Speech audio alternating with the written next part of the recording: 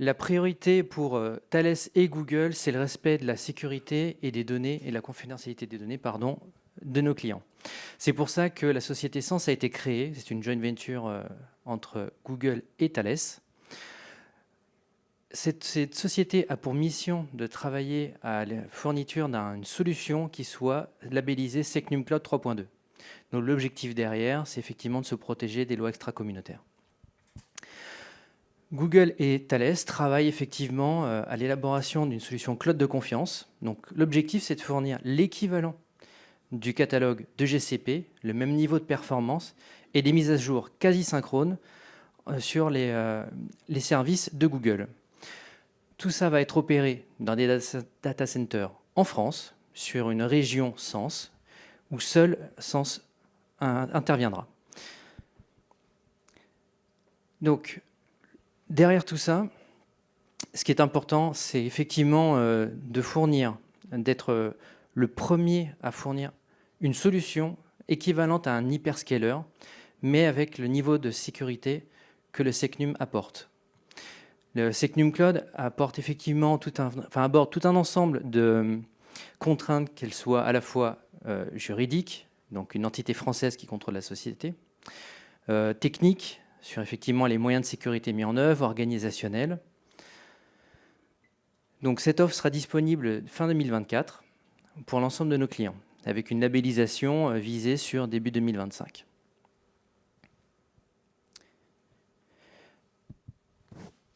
Pour nos clients, ils ont déjà besoin, d'ores et déjà, de disposer d'une solution avec plus de moyens de sécurité et de contrôle sur les données sur la plateforme GCP. C'est pour ça que nous avons mis en place une offre qui est disponible depuis février de cette année, qui s'appelle les contrôles locaux.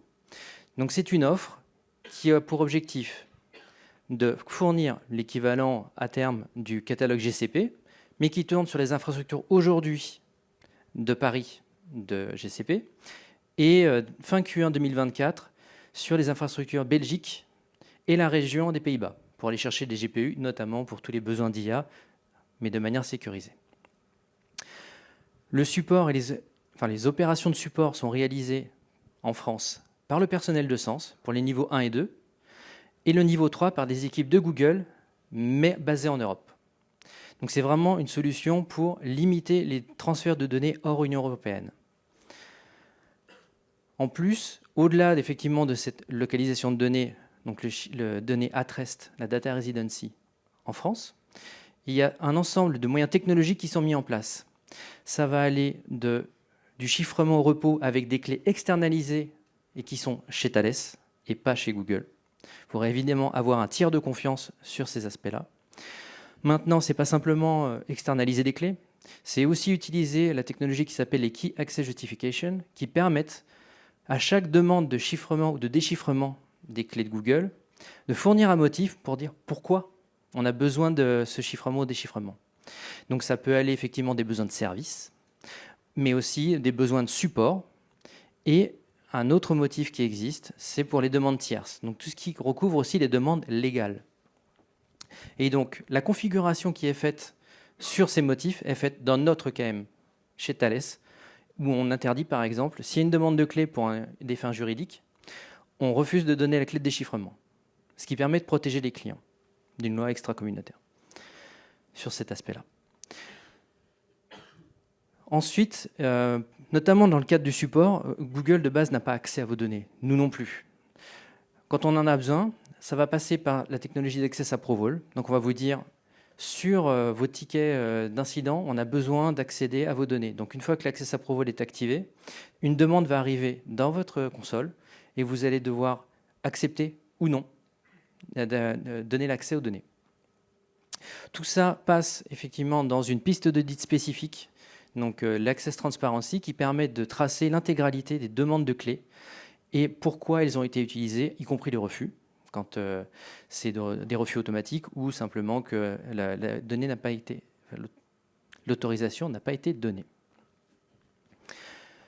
Donc aujourd'hui, on a déjà une douzaine de clients qui utilisent ces technologies, à la fois pour effectivement se servir de tremplin pour aller sur le cloud de confiance, et d'autres pour effectivement de manière pérenne dans le temps pour mieux se protéger vis-à-vis des données qui sortiraient de l'Europe, et donc être un peu plus respectueux vis-à-vis des organes type RGPD et CNIL.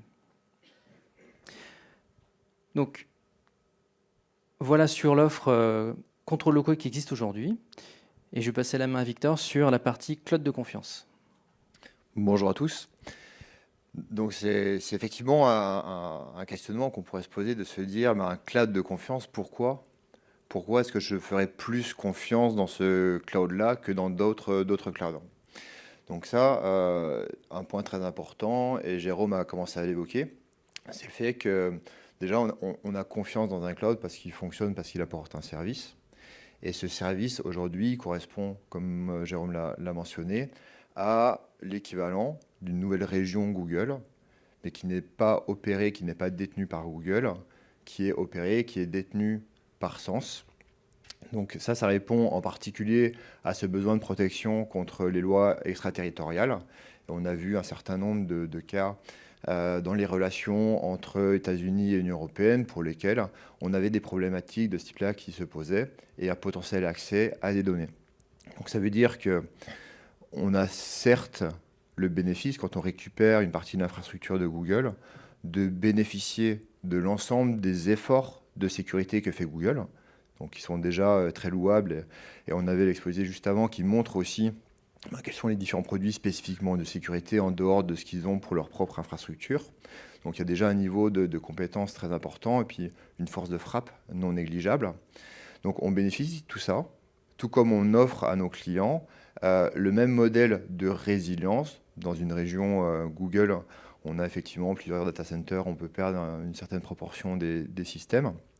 On bénéficie de la même chose, sur le même modèle, avec le même niveau de performance, mais en apportant d'une part cette protection contre les problématiques de lois extraterritoriales, mais aussi avec une vision spécifique de la cybersécurité et de la souveraineté, qui est justement apportée par toute cette connaissance intrinsèque de Thales, dont c'est un des métiers principaux.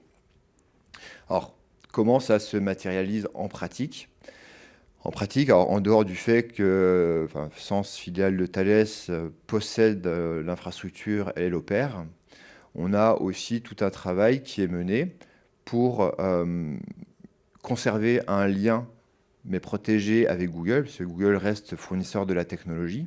Et si on veut que la technologie garde le même niveau de service de performance, ça veut dire qu'il faut un modèle similaire sur la gestion des mises à jour, la gestion des logiciels, mais tout en se donnant une capacité d'inspectabilité, donc de vérifier ce qui est ensuite installé sur l'infrastructure et ensuite mis à disposition de nos clients. Donc toute cette partie de cloisonnement, d'inspectabilité, va à la fois d'analyse de binaire, des logiciels bien évidemment, à la compréhension de comportement. Donc on a parlé tout à l'heure d'intelligence artificielle, c'est une des briques qui permet de le faire efficacement, mais comportement à la fois de flux réseau, de comportement des containers ou des différents services qui tournent sur la plateforme, pour trouver justement des anomalies et savoir détecter des fuites de données, des échanges massifs de données qui seraient anormaux, des provenances qui seraient normales, ou des comportements qui seraient suspects entre des tenants différents ou des choses comme ça. Donc on vient apporter cette expertise avec un travail justement sur la maîtrise de l'infrastructure et la maîtrise de la technologie. Et quand on réfléchit vis-à-vis des problématiques de souveraineté, tout le monde utilise des logiciels qui sont faits ailleurs. On ne peut pas dire qu'en France ou dans l'Union européenne de manière générale, on a cette capacité à garder de manière très maîtrisée la main sur vraiment l'ensemble de la chaîne. Et je parle des logiciels, mais des équipements réseau, de sécurité, etc., etc.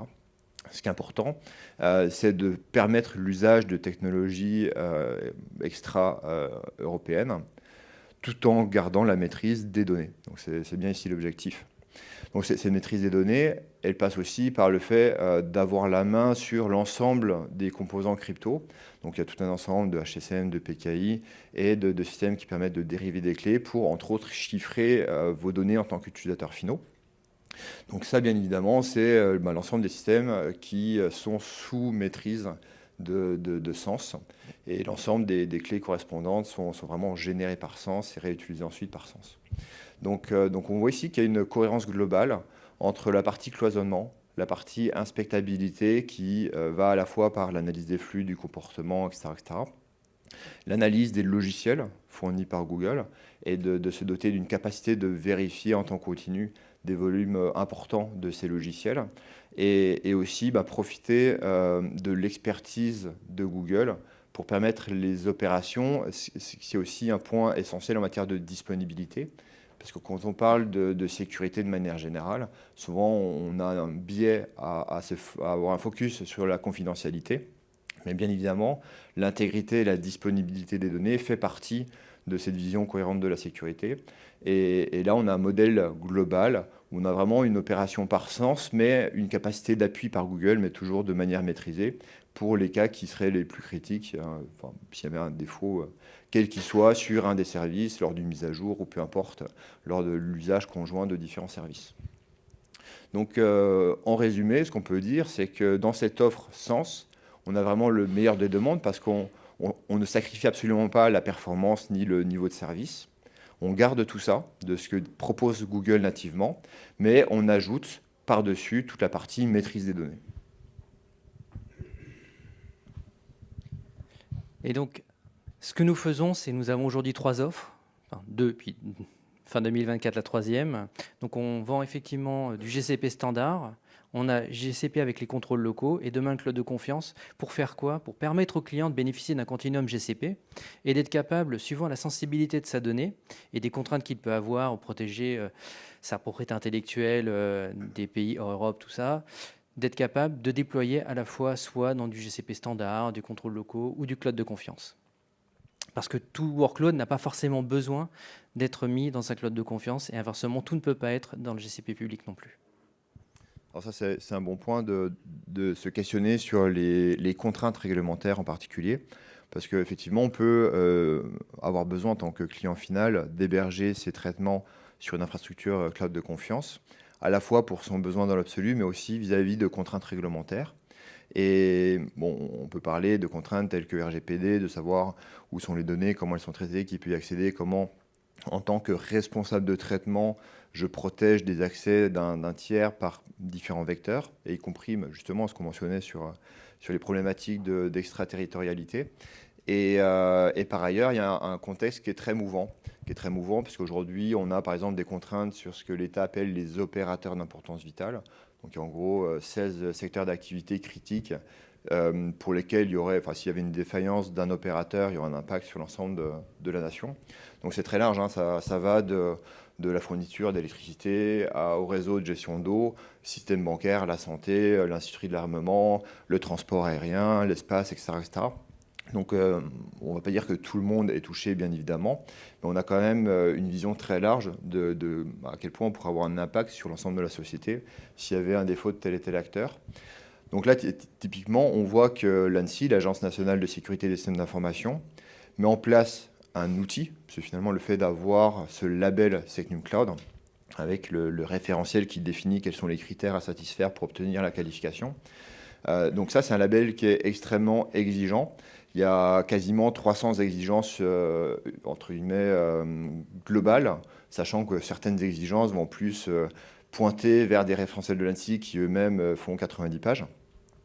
Donc ça veut dire qu'il y a vraiment une vision globale sur à la fois la partie organisationnelle, sur la partie technique, enfin à la fois réseau, les process d'administration et tout ce qui est mis en place pour gérer l'infrastructure, mais également justement des critères pour se protéger, en tout cas ce qu'est la vision de l'État, pour se protéger de problématiques extraterritoriales. Donc ça, c'est un outil que met à disposition l'ANSSI et qui va progressivement être utilisé dans les évolutions réglementaires. Et évolutions réglementaires, alors on parlait des opérateurs d'importance vitale qui aujourd'hui ont des contraintes quand même assez bornées dans ce qui s'appelle en France la loi de programmation militaire. Le militaire peut-être un peu mal choisi ici parce que ce n'est pas que des secteurs militaires comme on vient de l'évoquer, mais qui sont ensuite élargis dans une réglementation qui s'appelle NIS au niveau européen et qui est en cours d'évolution vers une deuxième version qui s'appelle NIS 2, voilà, pas très original, mais pour lequel il y a un élargissement des acteurs concernés et en particulier sur des acteurs d'intérêt économique ou scientifique. Et là où il y a quelques centaines d'opérateurs d'importance vitale aujourd'hui, l'évolution de NIS2 mène à mettre dans le viseur, entre guillemets, de cette réglementation plus ou moins 30 000 entreprises au niveau français. Donc ce qui est enfin, énorme, entre guillemets, en matière de périmètre, et qui montre à quel point l'ensemble des entreprises, y compris celles qui ne sont pas encore opérateurs d'importance vitale aujourd'hui, sont susceptibles de se retrouver sous le couvert de ce type de réglementation. Alors si ce n'est pas NIS2, il y a aussi d'autres réglementations dans le secteur bancaire, sur toutes les entreprises qui délivrent des systèmes qui embarquent du logiciel de manière générale. Donc il y a une nouvelle réglementation aussi qui s'appelle le Cyber Resilience Act, et qui impose aussi des exigences en matière de sécurité aux fournisseurs d'équipements embarqués ou de logiciels. Et ça, finalement, ce qu'on voit, c'est qu'on a des contraintes de plus en plus, et le fait d'utiliser une qualification, donc en gros un label délivré par l'État, ça permet aussi de faciliter la vie de tout le monde. C'est à partir du moment où j'ai le label, je peux prouver de manière très simple que je réponds à tout un ensemble de mesures de sécurité, de contraintes. Et ça, c'est souvent préférable, parce que si je ne l'ai pas, ça veut dire que chacun de mes clients doit faire sa propre analyse de risque, doit définir ses propres mesures de sécurité. Donc dans ces cahiers des charges, le traduire, avec la difficulté de traduire des choses techniques dans des contextes contractuels, ce qui n'est pas toujours très simple. Et surtout, quand on a quelqu'un qui propose une solution, de pouvoir le vérifier. Donc, ce qui peut être aussi très difficile, parce que si moi-même j'écris 300 exigences de sécurité en tant que client, et que j'ai 10 soumissionnaires, comment je vérifie toutes les réponses de tout le monde? Donc finalement, le fait d'avoir un label de sécurité délivré par l'ANSSI, ça répond à cet objectif global de faciliter la vie à tout le monde, à la fois la nôtre, parce qu'on peut s'adresser à vous en disant, voilà, j'aurai ce label Secnum Cloud, et vous-même pour simplifier la vision de la vérification. Et donc, en synthèse, pour retenir effectivement le cloud de confiance, l'objectif, c'est de permettre aux entreprises d'avoir des solutions performantes avec un catalogue riche pour ne pas avoir des problèmes de compétitivité vis-à-vis des sociétés qui seraient en dehors de l'Europe, qui pourraient utiliser ces technos-là. Donc, c'est vraiment être capable de se battre avec les mêmes armes. Donc, c'est vraiment pour ça aussi que le Secnum est arrivé et que nous avons fait ce projet avec Google. Sur la partie contrôles locaux, c'est surtout vis-à-vis de Schrems 2 que nous avions eu, qui avait invalidé l'accord effectivement pour le respect des données personnelles, qui s'est détendu récemment avec l'accord transatlantique, mais qui est à peu près sous la même forme en termes juridiques, ce qui fait que derrière, on s'attend tous à un Schrems 3. Ça va arriver pas tout de suite demain, mais à moyen terme, ça va arriver. Donc c'est pour ça aussi que l'offre contrôle locaux marche bien aujourd'hui, parce que les clients se disent de toute façon, il nous faut quelque chose avec un peu plus de confiance et de moyens de sécurité pour protéger les données personnelles.